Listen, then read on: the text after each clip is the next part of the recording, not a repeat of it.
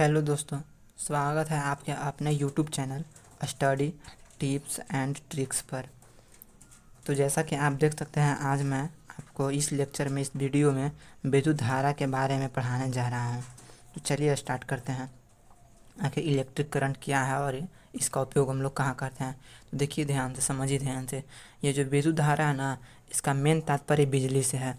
जैसे कि आज हम लोग घर में मोबाइल चलाते हैं, तो उस मोबाइल को यूज करते हैं। यूज करने के बाद उसको चार्ज पे लगाते हैं, तो चार्ज आखिर किससे होता है? तो वह विद्युत धारा से ही चार्ज होता है। या हमारे घर में कई विद्युत उपकरण हैं, जैसे बिजली का पंखा हुआ, तो वो किससे चल रहा है? विद्युत धारा से ही चल रहा है। हमारे घर में हीटर है, वो कैसे चल रहा है? तो विद्युत धारा से ही चल रहा है। अब मान लीजिए कि कोई पंखा है तो चल रहा है, तो विद्युत धारा से ही चल रहा है।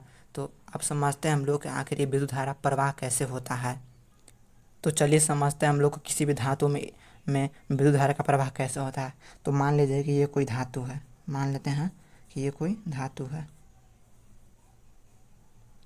अब हम लोग जानते हैं कि सब धातु में क्या होता है, तो इस सब धातु में मुक्त इलेक्ट्रॉन यानी कि फ्री इलेक्ट्रॉन होता है। क्या होता है? फ्री इलेक्ट्रॉन होता है इसमें। मान लेते हैं कि इस धातु में है, फ्री इलेक्ट्रॉन है। अब देखिए, ये जो धातु है, इस धातु का हम लोग किसी अन्य चालक यानी कि जिस पर ना पोटेंशियल डिफरेंस होता ना है, उससे अगर हम इसको कांटेक्ट करवाएंगे ना, तब इसमें क्या आएगा? इस सब जो इलेक्ट्रॉन रहता है ना, तो इसमें गति हो जाता है। और जैसे इसमें गति होता है तो ये इलेक्ट्रॉन बाहर निकल जाता है, और तब जब बाहर निकलता है तो विद्युत का प्रवाह होने लगता है। देखिए, ये मान लें हम लोग कंडक्टर है कुछ, और इस कंडक्टर को अगर हम लोग बैटरी से जोड़ देंगे, देखिए ये एक सिरा हुआ, ये सिरा हुआ। अगर हम इसको बैटरी से जोड़ देंगे तो इसमें का जो इलेक्ट्रॉन है ना, वो गति करने लगेगा, और गति करने के साथ साथ विद्युत धारा का प्रवाह करने लगता है। ये देखिए, ये जो कंडक्टर में हम लोग विद्युत विद्युत बैटरी जोड़े थे ना, तो मान लीजिए अगर इसमें हम बैटरी जोड़े और इसमें ना इलेक्ट्रॉन के, मानते हैं कि जो इलेक्ट्रॉन है इसका अगर प्रवाह इधर दिशा में है ना, तो याद रखिएगा कि जो इलेक्ट्रिक करंट यानी कि विद्युत धारा है, उसका प्रवाह जस्ट इसके विपरीत यानी कि इस साइड में होगा। इस साइड में क्या होगा? आई यानी कि धारा, धारा करंट। ये जो करंट है ना, इसके विपरीत दिशा में। तो यहाँ पर से एक क्वेश्चन बनता है कि अगर कि विद्युत धारा का प्रवाह किधर होता है, तो याद रखिएगा विद्युत धारा का प्रवाह, ये धारा है विद्युत धारा, इसका प्रवाह इलेक्ट्रॉन के विपरीत। मान लीजिए इलेक्ट्रॉन इधर जा रहा है तो इसका प्रवाह विपरीत में होता है। तो देखिए, मान लेते हैं हम लोग कि ये कोई बैटरी है, और इसमें यहाँ पोटेंशियल डिफरेंस है, ये प्लस है ये माइनस है, और इसमें पोटेंशियल डिफरेंस है। अगर इस पोटेंशियल डिफरेंस वाले में अगर हम किसी भी कंडक्टर को, जैसे मान लीजिए ये कंडक्टर था, यहाँ पर जो कंडक्टर बना है, इस कंडक्टर को अगर हम जोड़ देते हैं, देखिए इस कंडक्टर को जोड़ दिए, यहाँ पर कंडक्टर हम जोड़ दिए, और इस कंडक्टर को जोड़े और फिर इसको हम बल्ब से जोड़ दिए।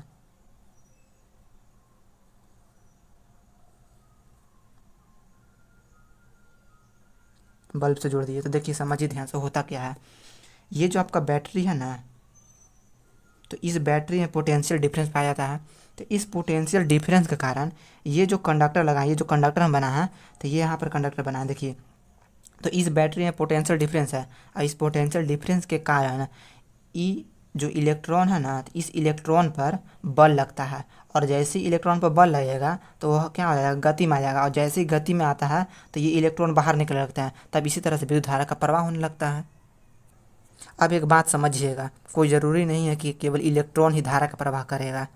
धारा का प्रवाह बहुत सी चीज़ें कर सकती है, जैसे कि अब देखिए, मान लीजिए यहाँ पर हम एक बीकर में शुद्ध जल लिए हैं, ये बीकर बना दिए हम लोग, इसमें शुद्ध जल ले लिए।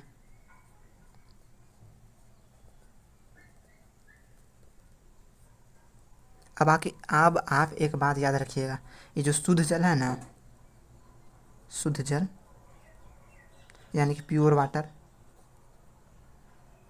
प्योर वाटर, तो इस प्योर वाटर में कोई भी आयन नहीं होता है, इसमें नो आयन, नो आयन। एक बात आप समझिए, यहाँ पर ये कंडक्टर था, क्या था? Conductor, conductor. अब इस कंडक्टर में फ्री इलेक्ट्रॉन, देख रहे हैं ना, इलेक्ट्रॉन, यहाँ इस कंडक्टर में फ्री इलेक्ट्रॉन था, तो इस कंडक्टर में फ्री इलेक्ट्रॉन है, तो यह विद्युत धारा का प्रवाह करेगा, मतलब इससे विद्युत धारा प्रवाह हो सकता है। लेकिन अब हम ले लिए हैं शुद्ध जल, तो याद रखिएगा ये शुद्ध जल में कोई भी आयन नहीं होता है। तो जिस चीज़ में अगर कोई आयन नहीं रहेगा तो उसमें से विद्युत धारा प्रवाह नहीं करेगा, क्योंकि इस पर कोई आयन ही नहीं है। तो इसको हम लोग पोटेंशियल डिफरेंस पर जोड़ेंगे तो इसमें कोई गति ही नहीं होगा इलेक्ट्रॉन पर, न गति इलेक्ट्रॉन पर होगा और न इसमें विद्युत धारा प्रवाहित होगा। तो समझिए ध्यान से, ये जो है ना, ये नो इलेक्ट्रोसिटी, यानी कि इससे विद्युत धारा का प्रवाह नहीं होगा। तो अगर क्वेश्चन पूछे कि शुद्ध जल से विद्युत धारा का प्रवाह होता है तो लिख देना है कि नहीं, नहीं, शुद्ध जल से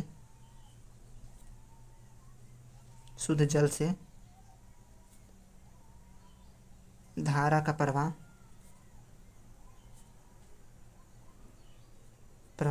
नहीं होता है।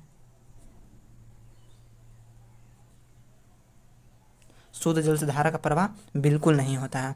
अब समझिए ध्यान से, अगर हमको इस शुद्ध जल से धारा का प्रवाह करना होगा तो हम लोग क्या करेंगे। देखिए एक और बात बताते हैं, जो हम लोग के घर में जो घर का जल है ना, तो वह शुद्ध जल नहीं है, उसमें इलेक्ट्रॉन पाया जाता है, जैसे देखिए हम लोग के घर में जो है पानी अगर वो शुद्ध रहता तो हम लोग को मिनरल्स नहीं मिल सकता था, इसीलिए हम लोग को मिनरल्स मिले, इसीलिए इसमें मिनरल्स रहता है, इसको हम लोग यूज करते हैं। लेकिन शुद्ध जल में मिनरल्स नहीं होता, कोई भी आयन नहीं होता है। लेकिन हमारे घर का जो जल है ना, वो शुद्ध जल नहीं है, उसमें इलेक्ट्रॉन होते हैं, उसमें आयन होते हैं, वो तो विद्युत धारा का प्रवाह करेगा ही। लेकिन हम यहाँ बात कर रहे हैं शुद्ध जल का। तो अगर कोई पूछे कि क्या शुद्ध जल में धारा का प्रवाह होता है, तो बोलिए कि नहीं, शुद्ध जल में धारा का प्रवाह नहीं होता है। अब हम लोग समझेंगे कि इसमें धारा का प्रवाह कैसे करवा सकते हैं। अब समझिए ध्यान से, यहाँ हम एक और भी कर लिए, यही वाला भी कर लिए जिसमें शुद्ध जल था। अब समझिएगा ध्यान से कि आखिर इसमें तो धारा का प्रवाह नहीं हो रहा था, लेकिन इसमें हम धारा का प्रवाह करवा देंगे। अब देखिएगा आपके कैसे हम धारा का प्रवाह करवाते हैं। देखिए ये शुद्ध जल था और इस शुद्ध जल में हम ऐड करने वाले हैं अशुद्धि, इम्प्यूरिटी माने अशुद्धि। अब समझिए ध्यान से, अगर हम इस जल में अशुद्धि को ऐड करेंगे, क्या करेंगे, अशुद्धि को ऐड करेंगे। अगर हम इसमें अशुद्धि का ऐड करेंगे, यानी कि जैसी अशुद्धि शुद्ध वाटर में अशुद्धि को ऐड करेंगे तो हो जाएगा अशुद्ध जल,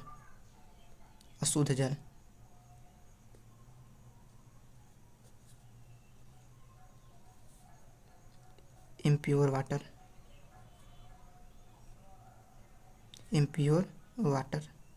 अब जैसे ये इम्प्योर वाटर हो जाएगा तब इसमें से धारा का प्रवाह होना चालू हो जाएगा। अब ये क्या बन जाएगा, इलेक्ट्रिसिटी कंडक्टर बन जाएगा, इलेक्ट्रिसिटी कंडक्टर मतलब विद्युत का चालक बन जाएगा, विद्युत का चालक।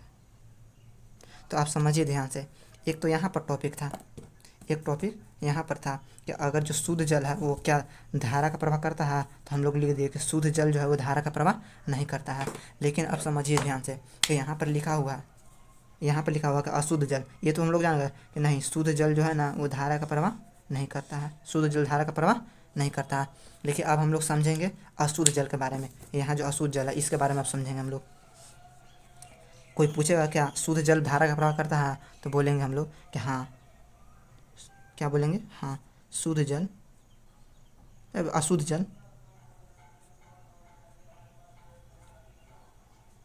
अशुद्ध जल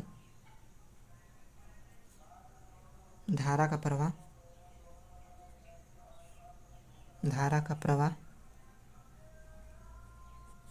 करता है।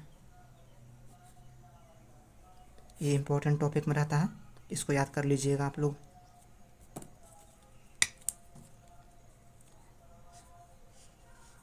अशुद्ध जल धारा का प्रवाह करता है। तो चलिए अब हम लोग आगे समझते हैं।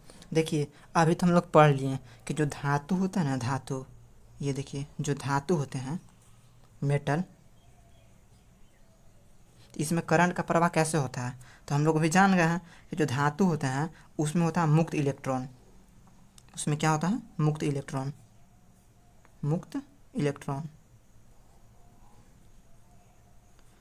इलेक्ट्रॉन होता है। अब इस मुक्त इलेक्ट्रॉन जो है यानी कि फ्री इलेक्ट्रॉन, ये फ्री इलेक्ट्रॉन, इसी के कारण से धातु में क्या होता है, इसी के कारण से धातु में विद्युत धारा का प्रवाह होता है। अब समझिए ध्यान से, यहाँ पर तो हम लोग एक शुद्ध जल लिए थे, देखिए यहाँ पर ये शुद्ध जल है, और इस शुद्ध जल में कोई भी आयन नहीं था, तो शुद्ध जल में कोई आयन नहीं था तो इसमें धारा का प्रवाह नहीं हो रहा था। फिर हम लोग यहाँ पर शुद्ध जल लिए और इसमें इम्प्यूरिटी अशुद्धि को मिला दिए, और इसमें जैसे ही हम लोग अशुद्धि को मिलाएं तब ये हो गया अशुद्ध जल। अब इसमें से धारा का प्रवाह होने लगा। तब एक बात आता है, एक क्वेश्चन आता है कि आखिर शुद्ध जल में हम लोग क्या मिलाएं, शुद्ध जल में क्या मिला। ये जो शुद्ध जल था ना, यहाँ लिए थे ना, और इस शुद्ध जल में इम्प्योरिटी अशुद्धि मिला, यानी कि शुद्ध जल में हम कौन सा अशुद्धि मिला, वो अशुद्धि का नाम बताइए जिसको मिलाने से यह अशुद्ध जल बन जाए और फिर इसमें धारा का प्रवाह होने लगे। तो चलिए अब हम आपको समझाते हैं। देखिए आप लोग को एक बात बताते हैं, इलेक्ट्रोलाइट, एक चीज़ बताते हैं आप लोग को हम, इलेक्ट्रोलाइट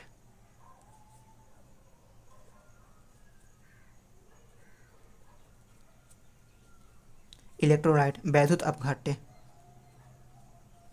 वैद्युत अपघट्य के बारे में। देखिए यही जो वैद्युत अपघट्य है ना, इसी को अगर हम इसमें मिला देंगे ना, शुद्ध वाटर में अगर मिला देंगे, जो जिसमें नो आयन था उसमें अगर मिला देंगे तो अशुद्ध जल बन जाता है। यानी कि वैद्युत अपघट्य क्या क्या है, अब बात आता है कि ठीक है, शुद्ध जल में हम लोग इलेक्ट्रोलाइट यानी कि वैद्युत अपघट्य को मिला देंगे, इसमें विद्युत धारा का प्रवाह होने लगेगा। तो देखिए अब हम लोग समझते हैं कि आखिर ये जो मुक्त इलेक्ट्रॉन जो है ना, मुक्त इलेक्ट्रॉन, तो मुक्त इलेक्ट्रॉन क्या होता है, तो धातु में इलेक्ट्रिसिटी का प्रवाह हो जा रहा है।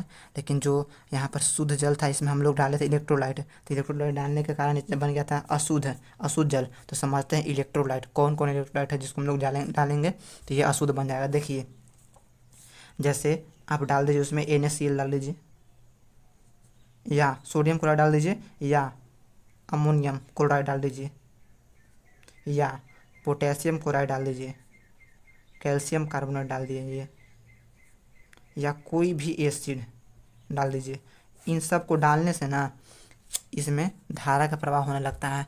यानी कि शुद्ध जल में अगर हम लोग सोडियम क्लोराइड, चाहे अमोनियम क्लोराइड, चाहे पोटेशियम क्लोराइड, चाहे कैल्शियम कार्बोनेट या कोई भी एसिड अगर डाल देंगे ना तो ये अशुद्ध बन जाता है। अब अभी हम लोग बताइए कि आप लोग को कि अगर हम किसी शुद्ध जल में अगर कोई इम्प्योरिटी यानी कि अशुद्धि को मिलाते हैं, उसको अशुद्ध जल बनाते हैं, तब उसमें से धारा का प्रवाह होने लगता है। तो यही सब है, sodium chloride, ammonium chloride, potassium chloride और कैल्शियम कार्बोनेट और एसिड और भी हैं, लेकिन इतना ही जानना जरूरी है। अब सुनिए ध्यान से, अगर क्वेश्चन पूछ देगा कि शुद्ध जल में हम इनमें से क्या मिला दें कि उसमें धारा का प्रवाह होने लगेगा, तो इनमें से अगर कोई भी एक रहेगा, चाहे सोडियम क्लोराइड रहे चाहे पोटेशियम कुछ भी रहेगा, तो उसमें से एक को मार देना। यानी इतना याद रखना है कि अगर हम किसी शुद्ध जल में अगर किसी अशुद्धि को मिलाएंगे, किसी भी शुद्ध जल में, किसी भी शुद्ध जल में अगर हम कोई अशुद्धि को मिलाते हैं तो वह शुद्ध जल जल बन जाता है। अब उस अशुद्ध जल से क्या होने लगेगा, तो विद्युत धारा का प्रवाह होने लगता है। तो चलिए अब हम लोग आगे टॉपिक पर चलते हैं।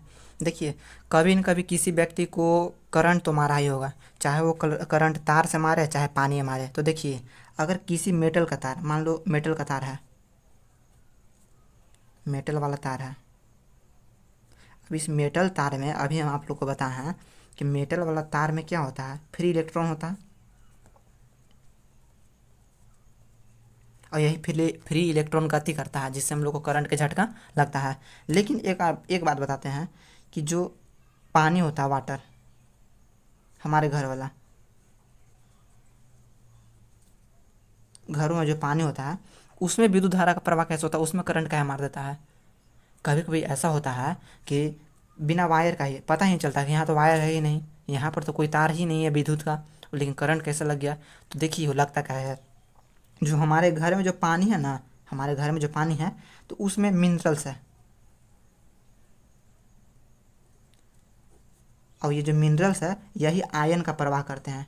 आयन, यही जो मिनरल है हमारे घर में जो पानी है, और उस पानी में पाया जाता है मिनरल्स, और यही मिनरल्स आयन का प्रवाह करते हैं। अभी हम आपको बताए थे कि जो शुद्ध जल है ना उसमें कोई आयन नहीं होता था, इसमें विद्युत धारा का प्रवाह नहीं हो रहा था, इसमें अशुद्धि मिला था, आयन आ गया, और ये आयन के चलते इसमें से करंट प्रवाह हो जा रहा है। ठीक उसी तरह से जो हमारे घर में जो पानी है ना उसमें मिनरल्स है, और मिनरल्स में क्या होता है, आयन। तो यही आयन्स विद्युत धारा का क्या करते हैं, प्रवाह करते हैं, जिससे हम लोग को करंट लग जाता है। अब चलिए एक और चीज़ सीखते हैं हम लोग। एक और चीज़ होता है सेमीकंडक्टर। देखिए सेमी कंडक्टर।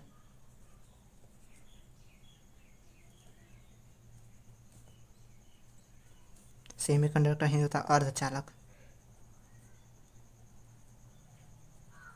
ये जो अर्धचालक है ना, इसमें भी फ्री इलेक्ट्रॉन पाया जाता है। इसमें भी क्या पाया जाता है? Free electron.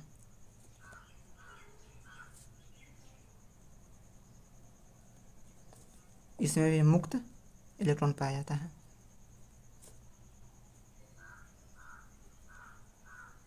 इसमें भी मुक्त इलेक्ट्रॉन पाया जाता है। और इसमें मुक्त इलेक्ट्रॉन के साथ साथ एक और चीज़ पाया जाता है, जिसका नाम है होल, यानी कि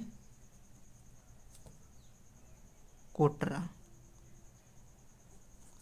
इसके कारण भी विद्युत धारा का प्रवाह होता है। तो देखिए, चाहे आपका कंडक्टर हो, देखिए यहाँ पर, चाहे आपका कंडक्टर हो, चाहे आपका सेमी कंडक्टर हो, इस सब से मुक्त इलेक्ट्रॉन का प्रवाह होता है। इसमें क्या पाया जाता है? सब में मुक्त इलेक्ट्रॉन पाया जाता है। और इस मुक्त इलेक्ट्रॉन के कारण ही हम लोग को विद्युत का झटका लगता है या विद्युत धारा का प्रवाह होता है।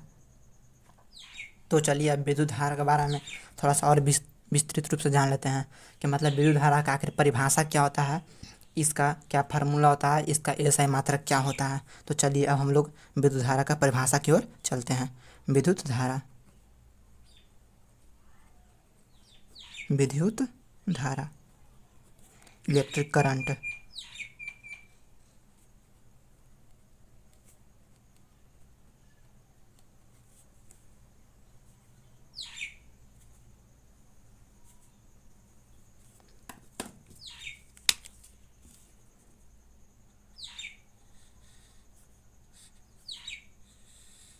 इलेक्ट्रिक करंट के बारे में हम लोग जानते हैं कि इसका क्या परिभाषा था। तो सुनिएगा ध्यान से, इसका क्या परिभाषा होगा। एकांक समय में आवेश के प्रवाह की दर को ही हम लोग क्या कहते हैं? विद्युत धारा कहते हैं। एकांक समय में यानी कि कितना समय में कितना आवेश प्रवाहित हो रहा है, उसी को हम लोग कहेंगे विद्युत धारा। तो चलिए लिख लेते हैं। एकांक समय में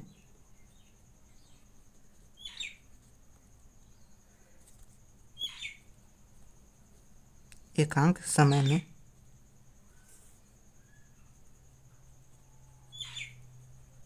एकांक समय में आवेश के प्रवाह, आवेश के प्रवाह की दर, आवेश के प्रवाह की दर को विद्युत धारा कहते हैं। विद्युत धारा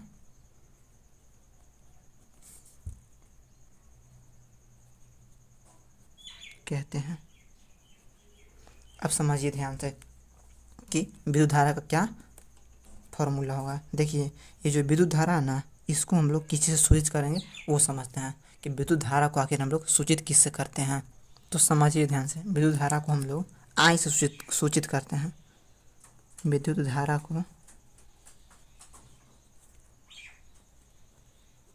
को आई से सूचित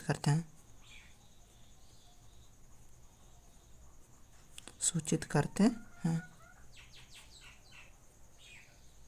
अब समझिए इसका फार्मूला क्या आता है। यहाँ से डायरेक्ट हम लोग लिख लेंगे कि आई बराबर क्या लिखेंगे? आई बराबर क्यू बाई टी। देखिए, इसमें आई क्या है, क्यू क्या है, टी है। तो अभी तो बता दीजिए विद्युत धारा को हम लोग क्या से सूचित करते हैं? आई से। तो यहाँ पर क्यू क्या है? तो यहाँ पर क्यू आपका हो गया आवेश। क्यू क्या हो गया? आवेश, चार्ज। क्यू है आवेश, चार्ज। अब समझिए यहाँ पर टी क्या है? टी है आपका समय। टी क्या है? समय, टाइम। देखिए, यही यहाँ पर लिखा हुआ है।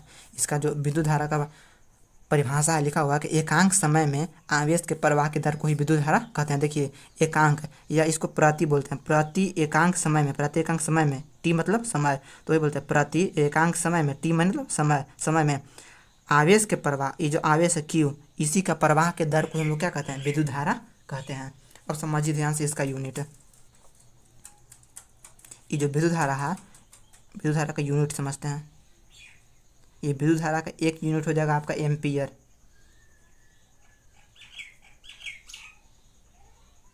एम्पियर। और ये जो एम्पियर है ये इसका एसआई यूनिट होगा। कैसा यूनिट? एसआई यूनिट है। या कभी कभी इसका एम्पियर न देकर इसका कभी कभी ऐसा मात्रा देता है कूलॉम पर सेकेंड। एक और यूनिट क्या हो जाएगा इसका? कूलॉम पर सेकेंड। कूलॉम पर सेकेंड। देखिए इसका कूलॉम पर सेकेंड ऐसे आता है। मान लीजिए आई बराबर क्यू बाई टी लिखा हुआ, इसको हम लिख दिए। देखिए ये जो आई है तो इसका विद्युत धारा कैसा मात्रक निकालना है, तो क्यू कैसा मात्रक क्या होता है? क्यू कैसा मात्रक? कूलॉम्ब। और समय है तो समय कैसा मात्रक था? सेकेंड। तो ये बन जाता है कूलॉम्ब पर सेकेंड। तो देखिए ये जो हम लोग विद्युत धारा पढ़ें तो इसमें एक वर्ड आया है, उस वर्ड का नाम है आवेश। तो अब हम लोग चलते हैं कि आखिर ये आवेश जो वर्ड आ रहा है, आवेश आवेश का ऐसा मात्रा कूलॉम्ब, तो ये आवेश यानी कि चार्ज आखिर है क्या? तो चलिए एक टॉपिक हम लोग लेते हैं आवेश के बारे में। एक टॉपिक लेते हैं आवेश और इसके बारे में समझते हैं कि आखिर ये है क्या आवेश। अंग्रेजी में अगर इसको बोलेंगे तो चार्ज। आवेश मतलब चार्ज। अब हम लोग समझेंगे आखिर ये आवेश जो है आवेश किसको कहेंगे और यह कितने प्रकार के होते हैं, इसका क्या ऐसा ही मात्रक होता है, यह भी हम समझेंगे तुरंत। तो देखिए हम लोग समझते हैं कि आवेश आखिर क्या है। तो देखिए आवेश के बारे में हम लोग जान रहे हैं, बताते हैं। ये आवेश जो है ना एक ऐसा गुण है ना जिसके कारण कोई पदार्थ में विद्युत तथा चुंबकीय गुण उत्पन्न हो जाता है, तो उसी को हम लोग कहते हैं आवेश। तो चलिए इस बात को हम लोग लिख लेते हैं पहले, उसके बाद समझते हैं आवेश क्या है। तो आवेश के बारे में लिखना है किसी पदार्थ का वह गुण, किसी पदार्थ का वह गुण जिसके कारण वह गुण जिसके कारण पदार्थ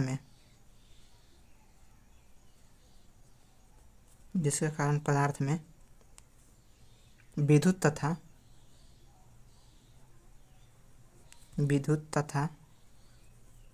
चुंबकीय गुण, विद्युत तथा चुंबकीय प्रभाव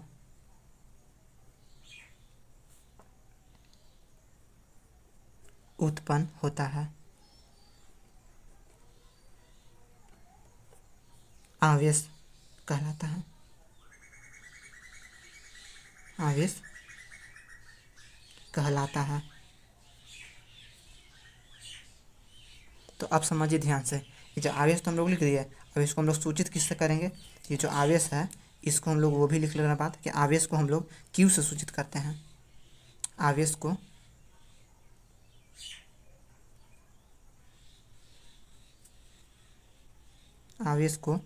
क्यू से सूचित करते हैं। आवेश को किससे सूचित करते हैं हम लोग? तो आवेश को हम लोग क्यू से सूचित करते हैं, सूचित करते हैं। अब समझिए ध्यान से कि आवेश का एस आई मात्रक क्या होगा। तो ये बात हम लोग लिख लेते हैं इसी में कि आवेश का ऐसा मात्रक कूलॉम्ब होता है, जो यहाँ पर लिखे हैं। देखिए आवेश का ऐसा मात्रक कूलॉम्ब और समय का ऐसा मात्रक सेकंड लिखे हैं। तो ये बात हम लोग लिख लेते हैं कि आवेश का ऐसा मात्रक कूलॉम्ब होता है।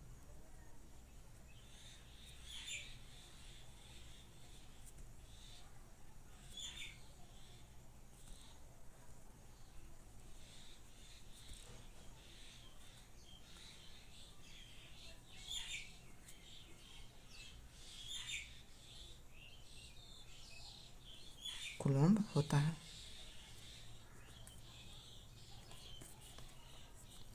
अब समझिए ध्यान से, ये जो आवेश है ये आवेश आखिर कितने प्रकार के होते हैं? जो आवेश है कितने प्रकार के होते हैं? तो देखिए ये जो आवेश है ना मुख्यतः दो प्रकार के होते हैं। आवेश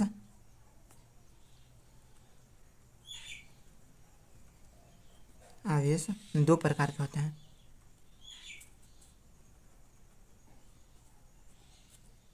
दो प्रकार के होते हैं।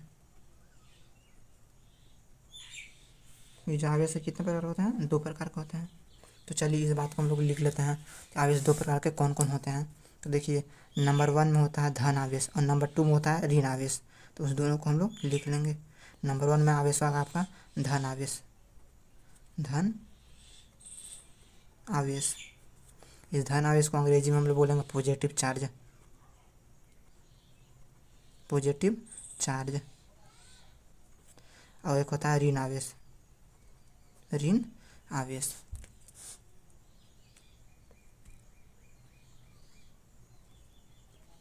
इस ऋण आवेश को हम लोग कहेंगे अंग्रेजी में नेगेटिव चार्ज। Negative charge. तो देखिए अब हम लोग को दोनों को, चाहे ये धन आवेश हो चाहे ऋण आवेश हो, इन दोनों चार्ज को हम लोग एक एक करके समझते हैं। आखिर धन आवेश किसको कहते हैं और ऋण आवेश किसको कहते हैं। तो चलिए अब हम लोग स्टार्ट करते हैं नंबर 1 से। नंबर 1 में है धन आवेश।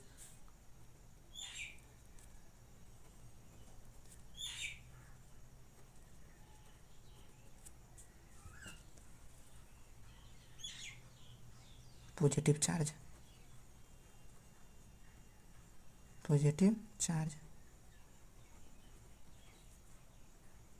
देखिए पॉजिटिव चार्ज किसे कहते हैं हम लोग, समझिए ध्यान से। मान लीजिए कोई पदार्थ है और उस पदार्थ में से अगर इलेक्ट्रॉन अगर निकलने, यानी कि उस पदार्थ का अगर इलेक्ट्रॉन त्यागने के फलस्वरूप जो आवेश आएगा ना उस पर, उसी को हम लोग धन आवेश कहेंगे।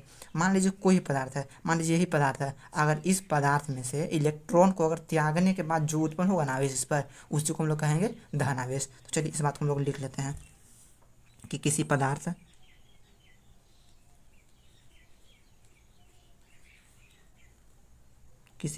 द्वारा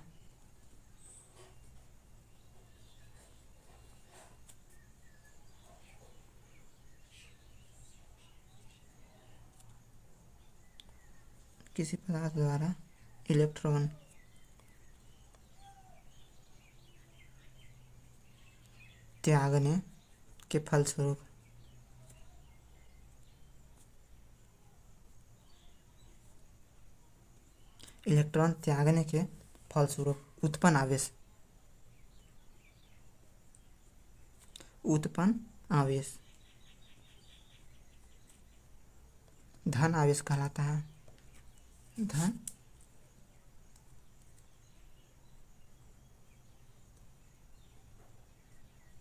धन आवेश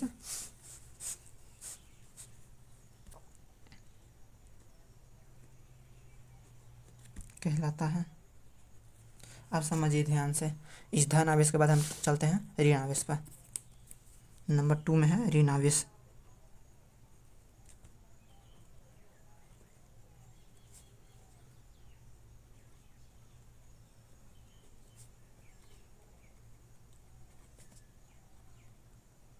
नेगेटिव चार्ज। तो समझिए ध्यान से, अब तो हम यहाँ लिख दिए पॉजिटिव चार्ज में किसी पदार्थ के द्वारा इलेक्ट्रॉन त्यागने के फलस्वरूप जो आवेश उत्पन्न होगा ना उसको हम लोग क्या कहेंगे, धन आवेश कहेंगे। तो जस्ट इसके उल्टा किसी पदार्थ के द्वारा इलेक्ट्रॉन ग्रहण करने के फलस्वरूप उत्पन्न आवेश को हम लोग ऋण आवेश कहेंगे। जैसे देखिए इलेक्ट्रॉन